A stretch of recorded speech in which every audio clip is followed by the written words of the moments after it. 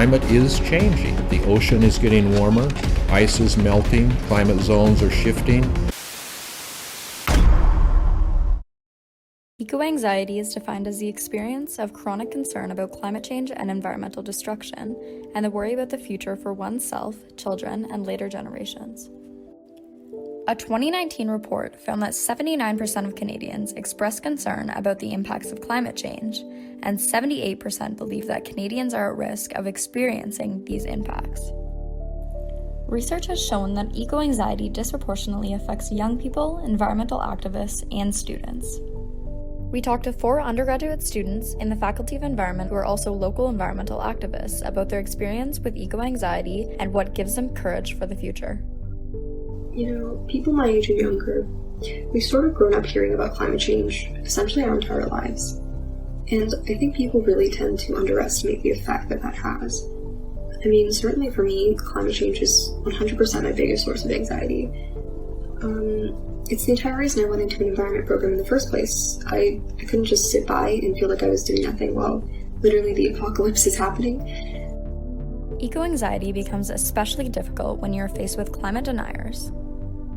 It's kind of heartbreaking to think that we need these people to help our futures, and yet they don't even want to believe in the simplest aspect of this whole field. Because it is so draining, and it's very daunting to be taking very small steps towards a goal that is much, much bigger than just me and affects so much of what we do.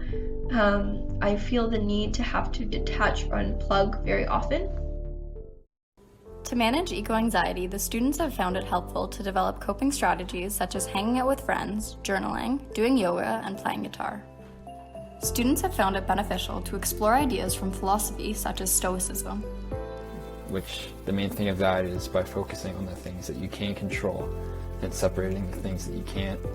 And when you do that, it kind of helps bring things into more actionable steps, so it doesn't feel, I guess, as overwhelming. All of our interviewees have found a common source of solace spending time in nature. You know, as cheesy as it sounds, it sort of reminds you, like, hey, this is what you're fighting for, and, like, not everything is lost. Like, look, here's nature for you to enjoy. Sometimes with eco-anxiety, you need to step away. But sometimes you need to step into the movement. I've been so inspired by the tenacity, the determination, and the passion of young people all around the world who are fighting in their own ways for climate action. I also see a growing social awareness of environmental and justice issues, especially how they relate to each other. When you come together in collective action, you are no longer alone. You can find strength in others. You can find compassion and empathy and camaraderie. And depending on the group, this might help you to stop internalizing problems, which could lead to self-blame and guilt, and focus more on society or systemic problems and solutions. We tend to hear the bad stuff more than we do the good stuff. So there's a lot of great things being done out there. A lot of great things that I see the people around me doing, and it's inspiring for sure. So that's that.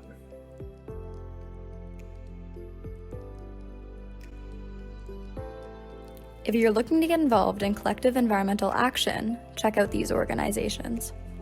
If you're struggling with eco-anxiety, check out these campus resources.